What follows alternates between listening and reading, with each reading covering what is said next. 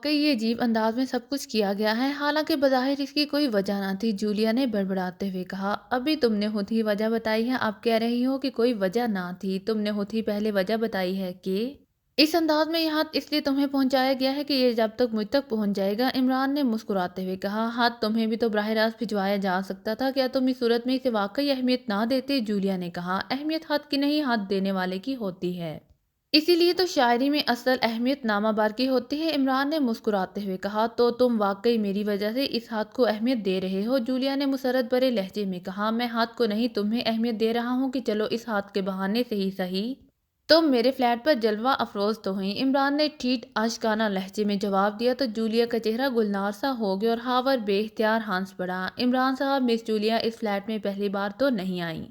ہاور نے مسکراتے ہوئے کہا، خط لے کر پہلی بار آئی ہیں، مطلب ہے حال دل لکھ کر، عمران نے جواب دیا تو ہاور بے اختیار اونچی آواز سے ہنس پڑا۔ بس مزید اس معاملے پر گفتگو کی ضرورت نہیں۔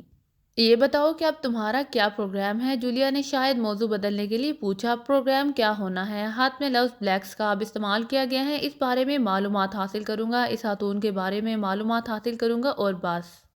عمران نے کہا، تو کیا تم مصر نہیں چاہو گے؟ جولیا نے چونک کر پوچھا۔ مس جولیا، یہ بھی تو ہو سکتا ہے کہ یہ کوئی گہری سازش ہو، ایسا الٹا سیدھا خط اس طرح اس انداز میں بھجوانے کا مقصد ہی یہی ہے کہ میں جوش مسلمانی میں پاکیزیہ سے باہر چلا جاؤں اور یہاں پاکیزیہ کے خلاف مجرم کوئی بڑی کارروائی کر ڈالیں، عمران نے کہا تو جولیا نے بے اختیار ایک طویل سانس لیا۔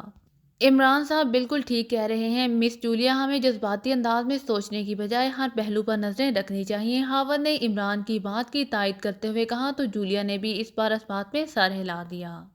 ایک بڑے سے کمرے میں فرش پر بچھی ہوئی سیاہ رنگ کی دری، جس پر سفید رنگ کے چھوٹے چھوٹے دائرے فاصلے پر بنے ہوئے تھے، چار آدمی دو زانوں بیٹھے ہوئے تھے، یہ چاروں ایک قطار میں بیٹھے ہوئے تھے۔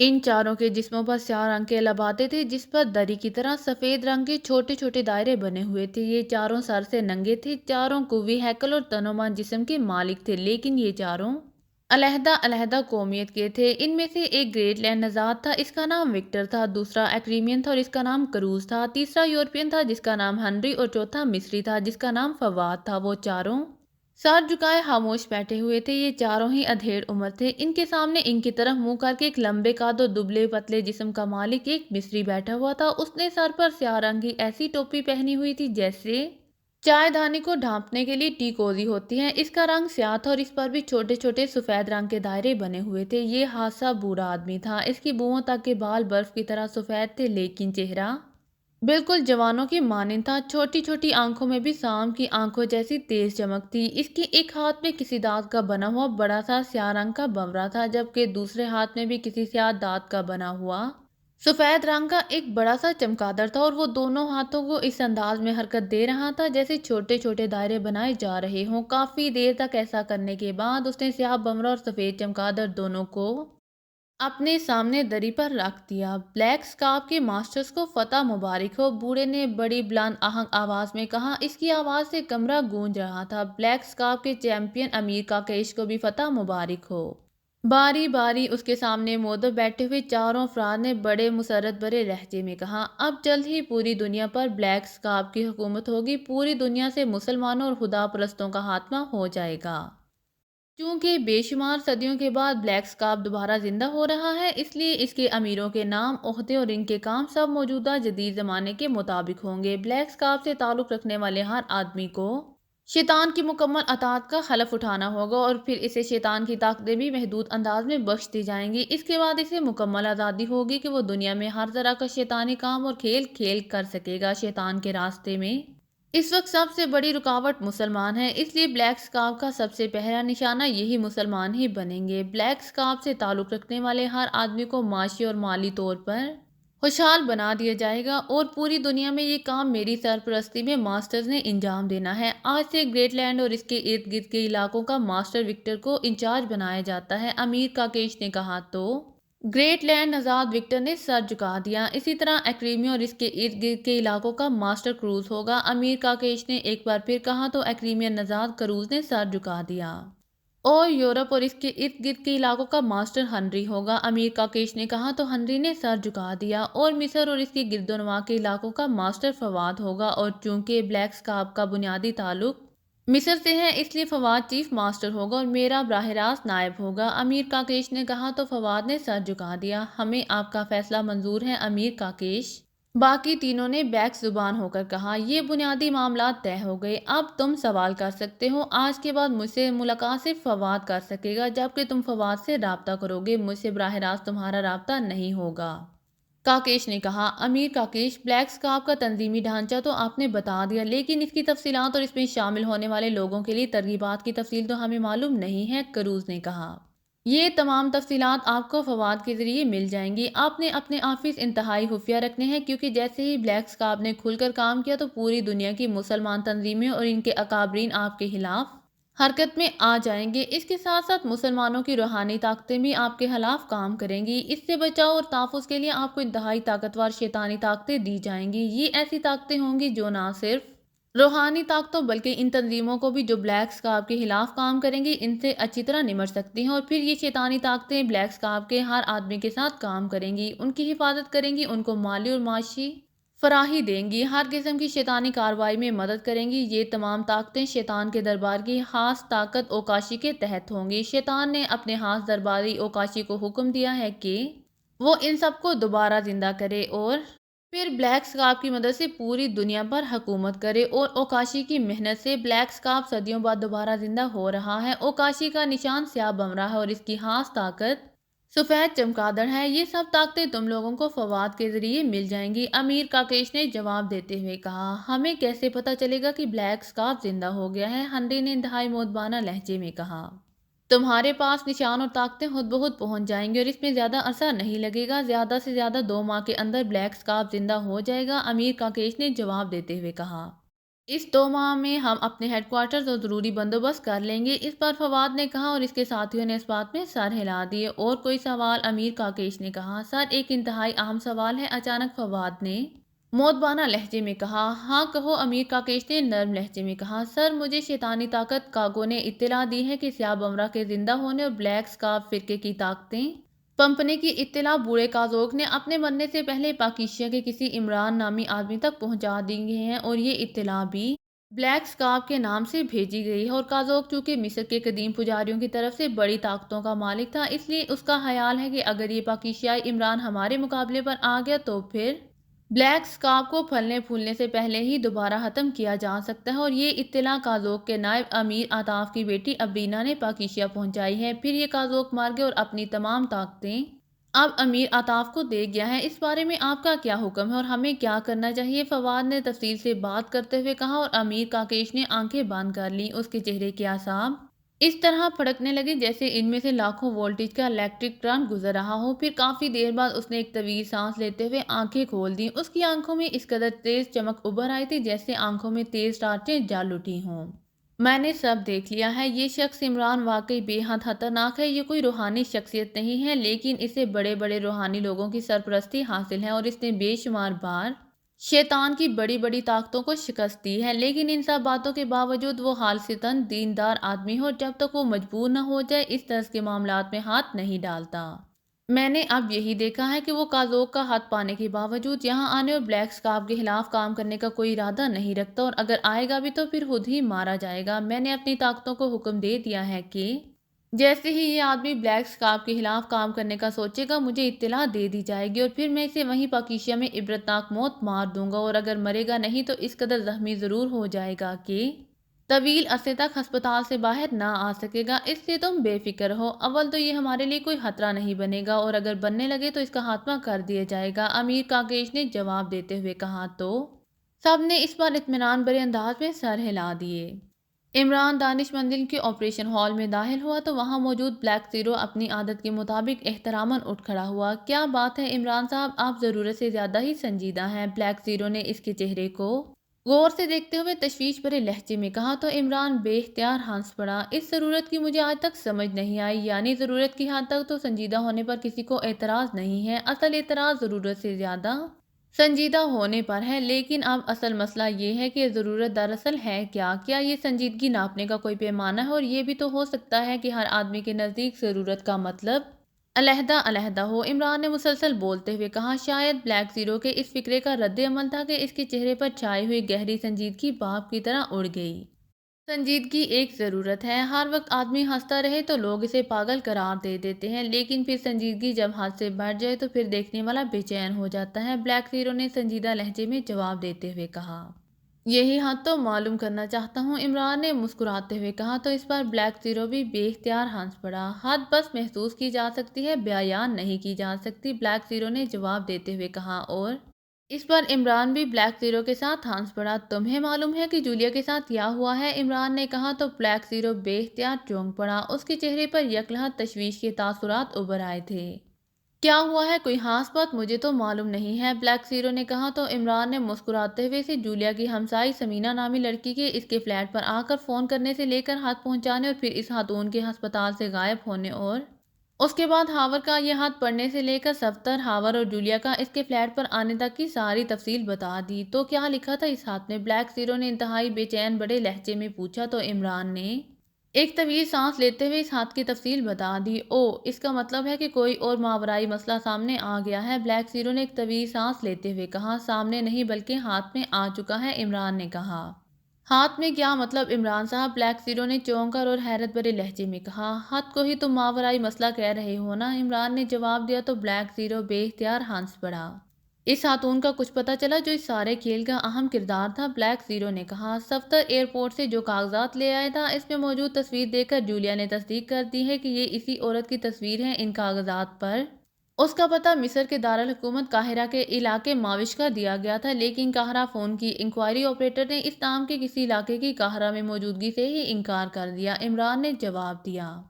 इसका मतलब है कि पता फर्जी था। फिर तो ये भी हो सकता है कि इसका नाम भी फर्जी हो और दीगर क्वाइफ भी फर्जी हो, ब्लैक ज़ीरो ने कहा। हाँ, मेरा भी यही ख्याल है। बाकायदा प्लानिंग के तहत ये सब कुछ किया गया है, लेकिन एक जरिया अब भी बाकी है जिससे इस खातून का असल पता मालूम किया जा सकता है, इमरान ने कहा। वो कौन सा, ब्लैक ज़ीरो ने चौंक कर कहा। जूलिया ने मुझे बताया है कि इस औरत की आंखें गहरे सब्ज रंग की थी, जबकि हदोहाल के लिहाज से ये औरत किसी कदीम मिस्री खान वादे की औरत लगती थी। इसकी गुफ्तगू में भी ऐसा रख रखाव था जैसे इसका ताल्लुक किसी शाही खानदान से है, जबकि मिस्री औरतों की आंखों का रंग आमतौर पर स्याह होता है।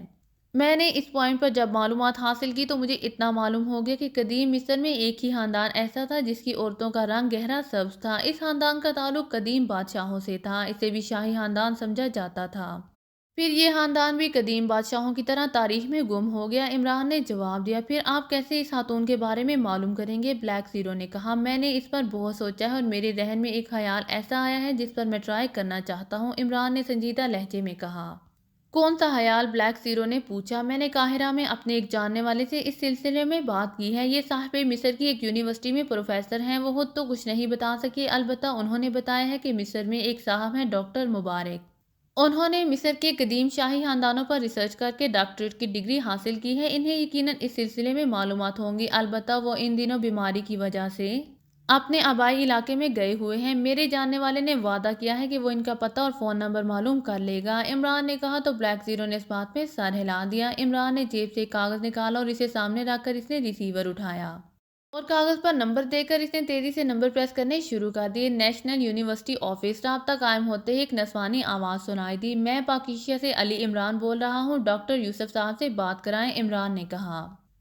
यस सर, होल्ड करें, दूसरी तरफ से कहा गया। हेलो, यूसुफ बोल रहा हूँ। चंद लम्हों बाद एक संजीदा और भारी सी आवाज़ सुनाई दी। अली इमरान बोल रहा हूँ, डॉक्टर साहब, आपने वादा किया था कि आप डॉक्टर मुबारक के बारे में मालूम करेंगे, इमरान ने कहा। हाँ, मैंने मालूम कर लिया है। डॉक्टर साहब का आबाई इलाका मिस्र और लीबिया की सरहद पर एक इलाका शहर अरजूक है। मैं वहाँ आपका राब्ता नंबर और इनका फ़ोन नंबर बता देता हूँ। वैसे उनसे मेरी बात हुई है, वो ऐसे खानदान के बारे में जानते हैं। मैंने उन्हें आपके बारे में बताया तो उन्होंने कहा कि वो आपकी कॉल के मुंतज़िर रहेंगे, डॉक्टर यूसुफ ने कहा। और फिर उन्होंने नंबर बताने शुरू कर दिए। इमरान ने होल्डर से कलम उठाकर कागज़ पर नंबर्स लिख लिए और फिर डॉक्टर साहब का शुक्रिया अदा करके इसने क्रैडल दबाकर राब्ता ख़त्म कर दिया और फिर टून आने पर इसने नंबर प्रेस करने शुरू कर दिए और काफ़ी देर तक कागज़ पर देख देख कर नंबर प्रेस करता रहा। फिर जैसे ही उसने हाथ रोका, चंद लम्हों की खामोशी के बाद दूसरी तरफ से घंटी बजने की आवाज़ सुनाई दी। तो इमरान के चेहरे पर इत्मीनान के तासुरात उभर आए। यस, एक मर्दाना आवाज़ सुनाई दी। मैं पाकिस्तान से अली इमरान बोल रहा हूँ। मिस्र की नेशनल यूनिवर्सिटी के डॉक्टर मुबारक से बात करनी है। मेरे बारे में इन्हें डॉक्टर यूसुफ ने फ़ोन पर कहा था, इमरान ने पूरी वजाहत करते हुए कहा। आप होल्ड करیں, मैं डॉक्टर साहब से बात कराता हूँ, दूसरी तरफ से कहा गया और फिर लाइन पर काफी देर तक खामोशी तारी रही। फिर एक कमजोर सी आवाज उभरी। मैं डॉक्टर मुबारक बोल रहा हूँ। बोलने वाला बूढ़ा और कमजोर आदमी लगता था। अस्सलामुअलैकुम वरहमतुल्लाहि वबरकातुहू। मैं पाकिस्तान से अली इमरान बोल रहा हूँ। डॉक्टर यूसुफ ने मेरे बारे में आपसे बात की थी। इमरान ने मुकम्मल सलाम करते हुए कहा, वालेकुम अस्सलाम व रहमतुल्लाहि व बारकातुहू। मैंने शायद इंतहाई तवील अरसे के बाद किसी से मुकम्मल सलाम सुना है। हकीकत यह है कि तुमने इस अंदाज में सलाम करके मुझे बेहद मुतासिर किया है। डॉक्टर यूसुफ ने मुझे तुम्हारे बारे में बताया था और ऐसे खानदान के बारे में पूछा तो जो कदीम शाही खानदान है और इस खानदान के अफराद की आंखों का रंग गहरा सब्ज है। डॉक्टर मुबारक ने बड़े नर्म और शफकत भरे लहजे में कहा। डॉक्टर यूसुफ ने दुरुस्त तौर पर मेरी तर्जुमानी की है, इमरान ने जवाब दिया। तुम दरअसल चाहते क्या हो? डॉक्टर मुबारक ने पूछा। चंद रोज पहले एक खातून मिस्र से पाकिस्तान आई थी। कागजात में उनका नाम काशिफा था, लेकिन आम मिस्री खवातीन की आंखों का रंग तो स्याह होता है, मगर इस खातून की आंखों का रंग गहरा सब्ज था और वो खातून अपने रख रखाव से किसी शाही खानदान की फर्द लगती थी। वो वापस जाते हुए अपने अहम तरीन और जरूरी कागजात यहाँ पाकिस्तान के एक होटल में छोड़ गई हैं, जो अब मेरे पास है। उनका जो पता कागजात में दर्ज है वो गलत है, जबकि ये कागजात उनके लिए इंतहाई अहम हैं। इसलिए मैं चाहता था कि अगर उनका पता मालूम हो जाए या उनके बारे में कोई दुरुस्त इत्तला मिल जाए तो मैं ये कागजात उन तक पहुंचा दूं। चूंकि ऐसी आंखें शाज़ो नादिर ही होती हैं, इसलिए मैंने डॉक्टर यूसुफ साहब से बात की तो उन्होंने आपका रेफरेंस दे दिया। इसलिए अब आपसे बात हो रही है। इमरान ने कहानी बनाकर इन्हें सुनाते हुए कहा, क्या इस खातून के पास आपका कोई पता नहीं है? अगर उन्हें कागजात की ज़रूरत हुई तो वो खुद ही आपसे राब्ता कर लेंगे।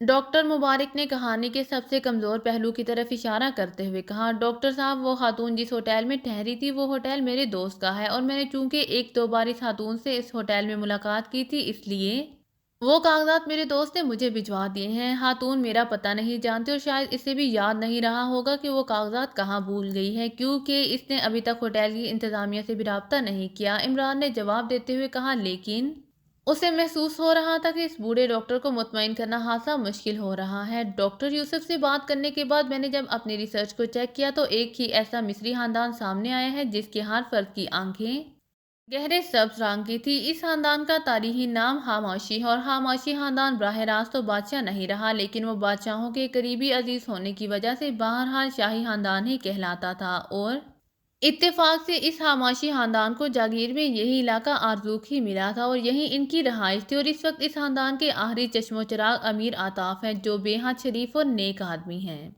उनकी अकलौती औलाद एक बेटी है जिसका नाम अबरीना है और वो यहीं आरजूक में ही एक कदीम हवेली में अपने वालिद अमीर आताफ के साथ रहाइश पजीर हैं। अमीर आताफ और इनकी बेटी अबरीना दोनों की आंखें गहरी सब्ज हैं। इसके अलावा और किसी फर्द के बारे में मुझे मालूमात नहीं है।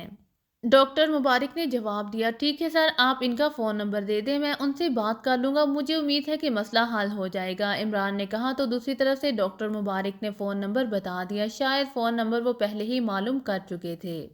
इमरान ने रिसीवर रखा और सामने मौजूद कागज़ पर नंबर लिखकर इसने एक तवील सांस लिया। काफ़ी मेहनत करना पड़ी है, ब्लैक ज़ीरो ने मुस्कुराते हुए कहा।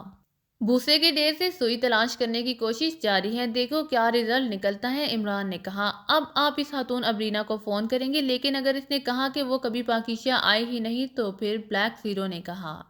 जाहिर है वो यही बात कहेगी, क्योंकि अगर इसने ओपन करना था तो फिर नाम बदलने और हो सकता है कि हुलिया भी बदल रखा हो। ऐसा करने की इसे क्या ज़रूरत थी, इमरान ने जवाब दिया। तो फिर आप उसे कैसे तलाश करेंगे? ब्लैक ज़ीरो ने पूछा। तुम बताओ, ये बात कैसे कंफर्म की जा सकती है, इमरान ने मुस्कुराते हुए कहा। मेरी तो समझ में कुछ नहीं आ रहा, ब्लैक ज़ीरो ने एतराफ़ करते हुए कहा। थोड़ी सी गेम खेलना पड़ेगी, फिर ही असल बात मालूम होगी, इमरान ने कहा। और इसके साथ ही इसने हाथ बढ़ाकर रिसीवर उठाया और नंबर प्रेस करने शुरू कर दिए। दूसरी तरफ से इंक्वायरी ऑपरेटर बोली तो इमरान ने इससे इस रहायशी प्लाजा के ऑफिस का नंबर पूछा जिसमें जूलिया रह रही थी और इसे नंबर बता दिया गया। तो इमरान ने क्रैडल दबाया, जबकि सामने बैठे हुए ब्लैक ज़ीरो के चेहरे पर हैरत के तासुरात उभर आए थे, लेकिन चूंकि इमरान अभी फ़ोन करने में मसरूफ था इसलिए वो खामोश रहा था। अल रहमत प्लाजा राब्ता कायम होते ही दूसरी तरफ से एक नस्वानी आवाज़ सुनाई दी, मिस समीना का फ़ोन नंबर दे, मैं इनका बास बोल रहा हूँ, इमरान ने कहा। तो दूसरी तरफ से नंबर बता दिया गया। इमरान ने शुक्रिया अदा किया और क्रैडल दबा दिया और फिर टून आने पर एक बार फिर नंबर प्रेस करने शुरू कर दिए। समीना बोल रही हूँ। चंद लम्हों बाद एक नस्वानी आवाज़ सुनाई दी, मिस समीना, मैं मिस्र से बोल रहा हूँ, क्या मिस काशिफा आपके पास ठहरी थी? इमरान ने आवाज़ और लहजा बदल कर कहा।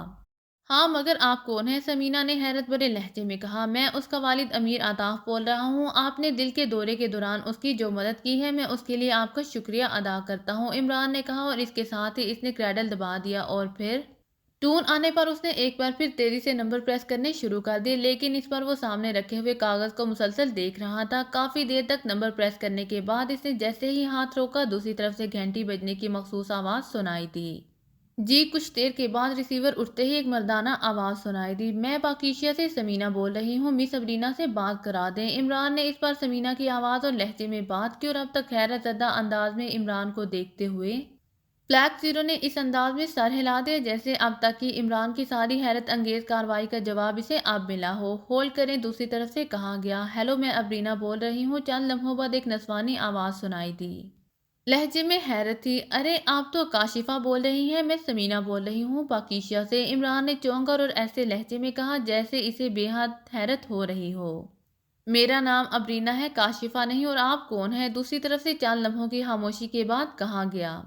میں نے بتایا ہے کہ پاکیزیہ سے سمینہ بول رہی ہوں۔ ایک خاتون مس کاشفہ میرے پاس آ کر رہیں، پھر وہ اچانک ہی واپس چلی گئی، لیکن جہاں الماری میں ان کا بیگ رکھا ہوا تھا وہاں ایک کاغذ پڑا ہوا ملا ہے جو شاید بیگ سے نکل کر کسی طرح گر گیا تھا۔ اس کاغذ پر نام ابرینا اور پتہ کازوک کا لکھا ہوا تھا اور ساتھ ہی فون نمبر بھی تھا، اس لیے میں نے اس نمبر پر کال کیا ہے اور آپ کی آواز بالکل کاشفہ سے ملتی ہے۔ اگر آپ کاشفہ نہیں ہیں تب بھی یہ کاغذ میں آپ کے اس پتے پر بھجوا دیتی ہوں، کیونکہ یہ کسی عجیب سی زبان میں لکھا ہوا ہے، شاید آپ کے کام کا ہو، عمران نے تفصیل سے جواب دیتے ہوئے کہا۔ سوری، نہ میں کسی کاشفہ کو جانتی ہوں، نہ ہی میں کبھی پاکیزیہ گئی ہوں، اور نہ میرا اس کاغذ سے کوئی تعلق ہے۔ آپ برائے کرم دوبارہ فون نہ کریں، دوسری طرف سے سرد لہجے میں کہا گیا، اور اس کے ساتھ ہی رابطہ ختم ہو گیا تو عمران نے ریسیور رکھ دیا۔ اس کے چہرے پر ہلکی سی مسکراہٹ تیر رہی تھی۔ کیا نتیجہ نکالا ہے آپ نے؟ بلیک زیرو نے کہا۔ اگر آپ کو میری ویڈیو پسند آئے تو please like, share and subscribe کرنا مت بھولیے گا۔ جزاک اللہ۔